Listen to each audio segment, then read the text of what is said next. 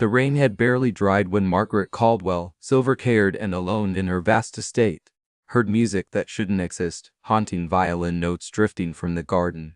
Following the melody, she found her granddaughter seated on a stone bench, and across from her, a homeless girl cradling a battered violin, teaching with a confidence that stopped Margaret in her tracks. How did this stranger slip past the gates, and why did those broken strings sound like hope itself? Margaret adjusted her garden hat, still unused to tending roses alone since Charles passed. She followed the mysterious violin hymn past marble fountains to the old magnolia. There sat Lily, her 12-year-old whirlwind of energy, uncharacteristically still. Opposite her perched a teenage girl in frayed jeans, bare ankles dusted with gravel, a battered violin resting beneath her chin.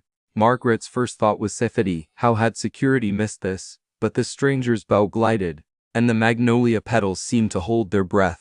When the piece ended, Lily clapped, eyes shining in a way Margaret hadn't seen since the funeral.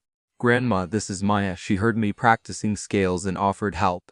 Maya lowered the violin. "Sorry, ma'am. I wasn't trespassing for trouble. Just the acoustics." Her voice wavered but her gaze stayed steady. Margaret noticed the calluses on Maya's fingers, the careful polish of an artist without resources. "Where did you learn to play like that?" "Public library videos, and the subway re-echo down there." She smiled sheepish.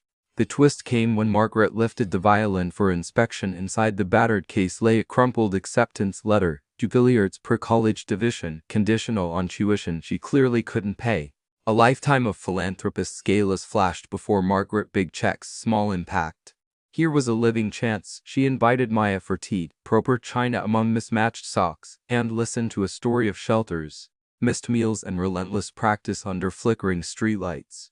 By dusk, Margaret had phoned her lawyer a scholarship fund in Charles's name. Starting with Maya, the call ended. Maya and Lily were already rehearsing a duet, laughter weaving through the melody. If this moment warms your heart, tap like, share this story, and subscribe. Kindness can turn a single note into a symphony. Sometimes all it needs is someone willing to listen under a magnolia tree.